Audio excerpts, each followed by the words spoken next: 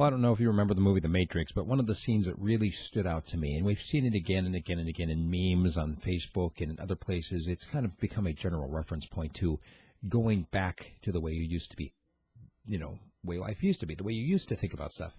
You choose the red pill or the blue pill. One of them takes you back to the way you were.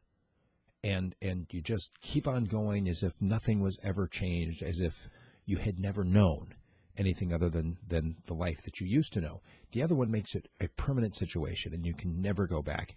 And you're always going to be aware of the fact that you're caught in this web of somebody else's lies. And you know what? It's interesting to me because I think a lot of us have moments in our lives where we wish we could go back.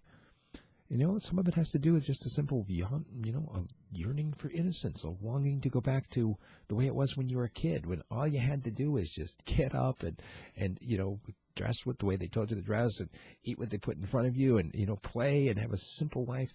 And some people, I'm afraid, live their life that way anyway. They're completely content to just go to work, and as long as they get their football and their beer, they're happy.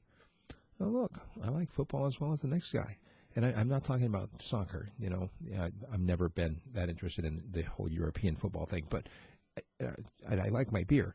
The point is, though, I cannot go back to the way I used to think about things.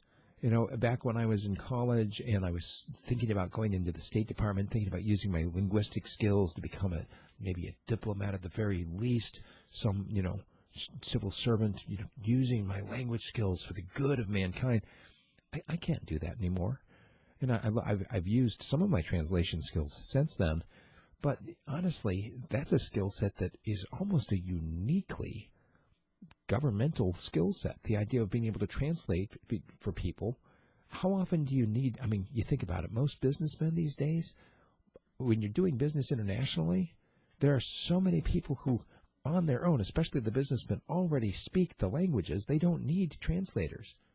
They're smart enough that they've already learned the other language. They don't need to call in somebody else who's an expert to speak for them. I can't go back. I think about my time in broadcast radio, and I was never that good as a music DJ. I think I did all right as a radio announcer. I think I did okay delivering the news. People have told me they miss it, and they want me to keep doing it, and that's why I'm doing it now on the web. And I'm pretty sure that I did a decent job as a talk show host, but I can't go back to the way things were before. My mind has changed in my way of thinking.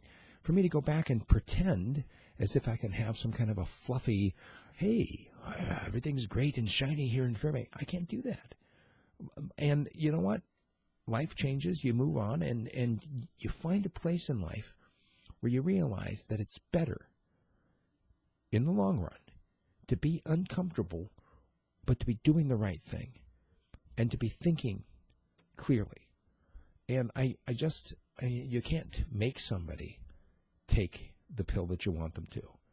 You can only try to persuade people to wake up. And I don't know, maybe people are waking up, maybe they're not. I see an awful lot of people around me, individuals here and there. And I guess that's the way it has to grow, is you talk to the individuals around you. You talk to the guy in line at the grocery store. You point out the inconsistencies of the things that we're being told versus the things that are. I don't know. Do you want to go back to the way things were? Do you want to take the other pill and just go back and enjoy the juicy mental steak? Something to think about. That's where my mind was this weekend.